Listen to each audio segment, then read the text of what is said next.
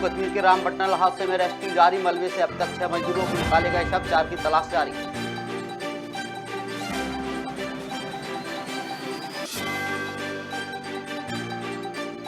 Pre monsoon का दिखा असर। बिहार समेत 3 राज्यों में 57 की मौत। असम में 7 लाख लोग बाढ़ से प्रभावित।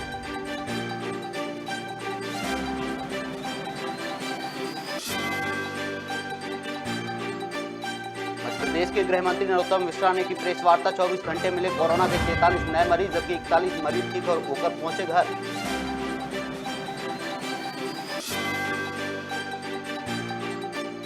पूर्व सीएम कमलनाथ का बयान जनता को गुमराह कर रही है बीजेपी। पिछड़ा वर्ग के साथ बीजेपी ने किया है अन्याय।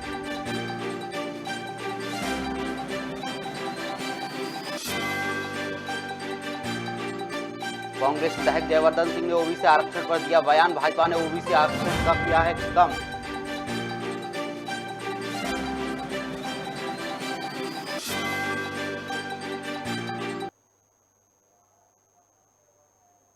नमस्कार, मैं हूं अरुण, आप देख रहे हैं खबर भारत। खबरें विस्तार से। मुख्यमंत्री शिवराज सिंह चौहान के खिलौने एकत्रित करने के फैसले को लेकर पूर्व मुख्यमंत्री कमलनाथ का बयान सामने आया है। उन्होंने कहा है कि शिवराज जी अब परमानेंट ठेला चलाएंगे।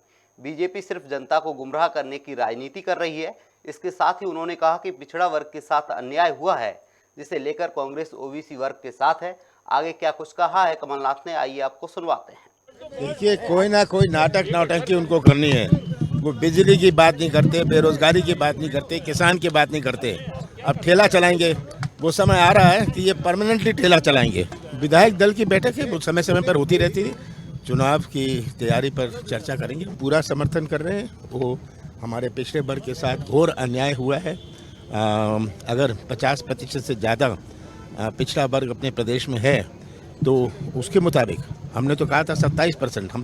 हमने कानून बनाया था, पर इन्होंने सही तरीके से सुप्रीम कोर्ट में पेश नहीं किया, महीनों से पेश नहीं किया। न बैकवर्ड कमीशन की रिपोर्ट दी। कोर्ट ने तो अपने जजमेंट में 7-8 दिन पहले कहा कि ये रिपोर्ट हम अस्वीकार करते हैं। अब ये खींचतान के ऐसा आरक्षण ला रहे हैं जहां घोर अन्याय होगा। कहीं 5% मिलेगा, कहीं 7% मिलेगा, और प्रचार कर रहे हैं कि आरक्षण हो गया। आरक्षण की बात नहीं है, प्रश्न है कितना आरक्षण हुआ, कितने प्रतिशत आरक्षण हुआ, ये प्रश्न है। और ये जनता को गुमराह करने का प्रयास कर रहे हैं। मध्य प्रदेश के गृह मंत्री नरोत्तम मिश्रा ने प्रेस वार्ता की। इस दौरान उन्होंने बताया कि पिछले 24 घंटे में कोरोना के 43 नए मामले सामने आए हैं, जबकि 41 मरीज ठीक हुए हैं। वहीं एक्टिव केसों की संख्या 262 पर पहुंची है। इसके साथ ही उन्होंने कहा कि कांग्रेस कार्यकर्ता मेहनत और लगन से काम नहीं कर सकते और ना ही सीख सकते हैं। आगे और क्या कुछ कहा है गृह मंत्री ने, आइए आपको सुनवाते हैं। 43 नए प्रकरण कोरोना के मध्य प्रदेश संपूर्ण में आए हैं, जबकि 41 लोग ठीक होकर के अपने अपने घरों की ओर गए हैं। 262 एक्टिव केस संपूर्ण मध्य प्रदेश में कोरोना के वर्तमान में प्रचलन में है, जबकि संक्रमण दर हमारी 0.6 बनी हुई है। रिकवरी दर हमारी 98.7 पर स्थिर बनी हुई है। कल जो हमारे यहाँ पर सैंपल लिए गए वो 7122 सैंपल्स प्रदेश के अंदर लिए गए हैं। 24 घंटे में कोई भी हमारा जवान पुलिस का संक्रमित नहीं हुआ है। कुल 1 प्रकरण पुलिस का संक्रमण का प्रचलन में है। वैक्सीनेशन जो पिछले 24 घंटे में मध्य प्रदेश में हुआ है वो 34,631 है। अभी तक जो वैक्सीनेशन संपूर्ण मध्य प्रदेश में हुआ है वो 11,84,68,974 लोगों को वैक्सीनेशन हुआ है। देखिए, विदेश में जाके देश को बदनाम करना ये उनका पहला शगल नहीं है। प्रारंभ से पूरी कांग्रेस इसी पद चिन्हों पर चलती है।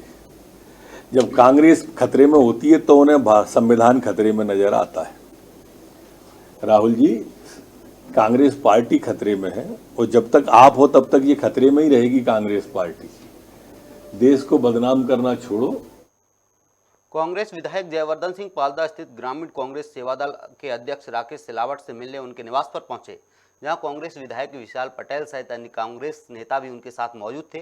मीडिया से बात करते हुए जयवर्धन सिंह ने बीजेपी पर निशाना साधा। कहा कि कांग्रेस की तुलना में भाजपा ने ओबीसी का आरक्षण कम कर दिया है। साथ ही जयवर्धन सिंह ने नगरीय निकाय चुनाव के साथ विधानसभा चुनाव में भी जीत का दावा किया है। कि मध्य प्रदेश एकमात्र राज्य है पूरे देश में जहां पर ना चुनाव हुए हैं मंडी के, ना चुनाव हुए सहकारिता के, ना चुनाव हुए नगर निकायों के और ना चुनाव हुए पंचायतों के। वो तो क्योंकि सर्वोच्च न्यायालय ने इसमें दखल करके स्पष्ट आदेश दिया है मध्य प्रदेश सरकार को कि जल्द चुनाव किए जाएं, और उसमें भी आपने देखा जहां तक सवाल पंचायत चुनाव का है, कांग्रेस पार्टी ने ओबीसी वर्ग को 25% आरक्षण दिया था, वो घटकर वापस भाजपा सरकार ने 14% कर दिया है। और फिर कमलनाथ जी ने ओबीसी वर्ग को 27% दिया था, लेकिन निकाय चुनाव में भी वो सिर्फ 14% दे पाए।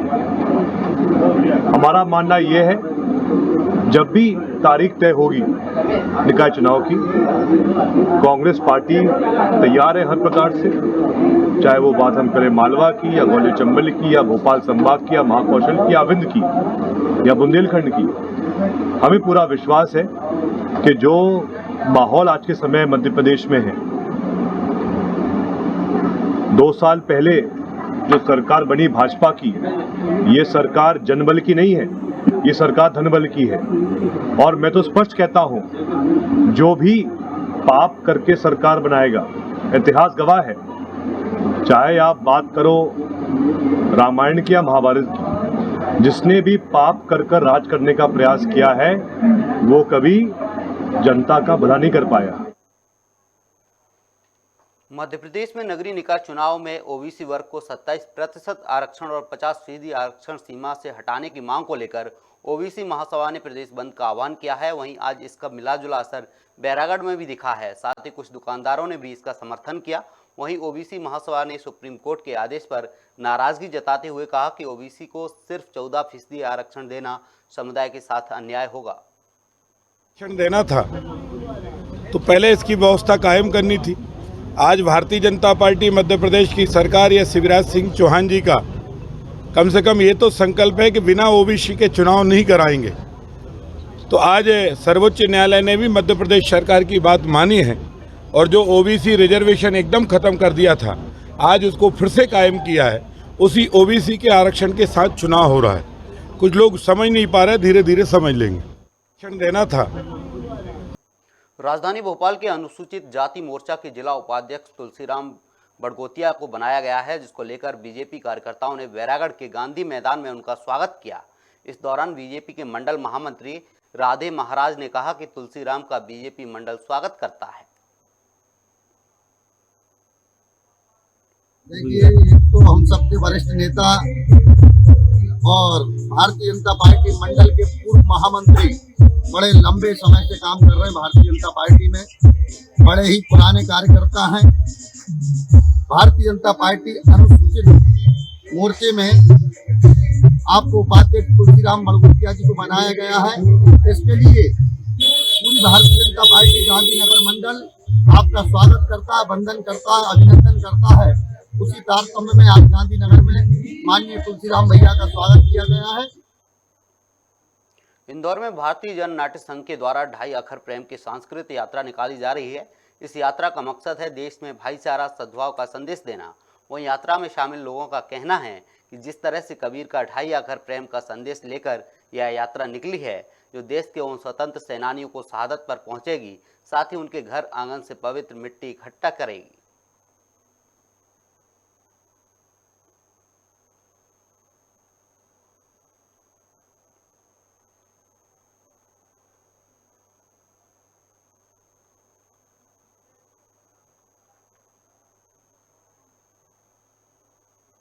नीमच में एक बुजुर्ग व्यक्ति को एक शख्स के द्वारा लगातार थप्पड़ मारने का वीडियो सोशल मीडिया पर वायरल हो रहा है।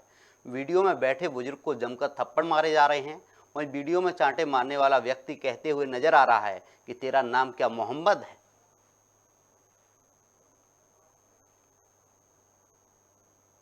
Collector doctor Ilaiya Raja T ने मध्य प्रदेश पंचायत राज एवं ग्राम पंचायत स्वराज अधिनियम तथा मध्य प्रदेश पंचायत निर्वाचन नियम के तहत सूचना का प्रकाशन कर दिया है। आरक्षण के आशय की जारी सूचना के अनुसार पंच, सरपंच, जिला पंचायत एवं जनपद पंचायत के सदस्य तथा जनपद पंचायत अध्यक्ष के पदों का अनुसूचित जाति, अनुसूचित जनजाति एवं अन्य पिछड़ा वर्ग तथा इन सभी वर्गों में महिलाओं हेतु आरक्षण किया जाना है। आरक्षण से संबंधित यह संपूर्ण कार्रवाई बुधवार 25 मई को कलेक्टर कार्यालय परिसर में सुबह 11 बजे संपादित कराई जाएगी। पंचायती राज एवं ग्राम विकास विभाग द्वारा तथा राज्य निर्वाचन आयोग के निर्देशों के अनुक्रम में इस सप्ताह में त्रिस्तरीय पंचायती राज संस्थाओं में आरक्षण की कार्रवाई की जाना है। आरक्षण 25 तारीख को होना है और 23 तारीख को पदों का निर्धारण होना है वर्गवार। इसके संबंध में आज यहाँ एक विस्तृत ट्रेनिंग आयोजित की गई थी, जिसमें सभी एसडीएम, तहसीलदार, सीओ आदि उपस्थित हुए और जो शासन के निर्देश हैं उसके अनुरूप आगे कार्य किए जाएं। कोरबा कलेक्टर रानू साहू गेवरा और दीपका के कोयला खदानों में अचानक निरीक्षण करने पहुंची, जहां उन्हें कोयला चोरी के वायरल वीडियो मिला था, जिसके आधार पर निरीक्षण करने पहुंचे। इस दौरान SECL और CISF के अधिकारियों के खदानों में होने वाली अवैध कोयला चोरी और अवैध प्रवेश निकास द्वारों के बारे में जानकारी ली गई। कोल माइन में कोयला चोरी की शिकायत और उस संदर्भ में बहुत सारे वीडियोस वायरल हो रहे हैं। उसकी जांच के लिए जो है यहाँ आज संयुक्त रूप से हम विजिट कर रहे हैं और मैं बताना चाहूँगी कि पूर्व में फरवरी-मार्च महीने में हमने एक मीटिंग ली थी, जिसमें SECL और CISF को यह निर्देश दिया था कि जितने भी कोल माइन हैं आप उनकी सिक्योरिटी ट्रेंचिंग और साथ ही बाग बार फेंसिंग से करें। लेकिन मैं यहाँ आके देख रही हूँ कि ट्रेंचिंग तो यहाँ कहीं भी नहीं है। ये आमगांव का एरिया है, आप खुद ही देख सकते हैं वीडियो से। हमने अभी JCB बुलवा के जो है हम ट्रेंचिंग करा रहे हैं और बाग बार फेंसिंग करके यहाँ एक जो है पोस्ट बनाने के लिए मैंने पूर्व में भी निर्देशित किया था कि जहाँ जहाँ से जो है ट्रेस पास होता है, तो ये पूरी जिम्मेदारी CISF की है। यहाँ कम से कम एक जो है इनके TI या सब इंस्पेक्टर रैंक का अधिकारी एक पोस्ट में ज़रूर रहना चाहिए। ऐसे जो भी जगह जो सीधे रोड से, डामर रोड से लगे हुए हैं, जहाँ से कोयले की लोडिंग या चोरी होकर लोडिंग की संभावना है, तो ये कार्य अभी तक किया नहीं गया है। मुख्यमंत्री भूपेश बघेल ने राजधानी रायपुर स्थित अपने निवास कार्यालय में पूर्व प्रधानमंत्री राजीव गांधी की पुण्यतिथि कार्यक्रम का आयोजन किया, जिसमें राज्य के 26,68,000 से अधिक किसानों, भूमिहीन कृषि मजदूरों, पशुपालकों और गौठानों से जुड़ी समूह की महिलाओं को 1,804 करोड़ 50 लाख रुपए की राशि का सीधे उनके बैंक खातों में जमा करवाया गया है। यह कार्यक्रम राजधानी रायपुर से लेकर सभी जिला मुख्यालयों में एक साथ आयोजित किया गया।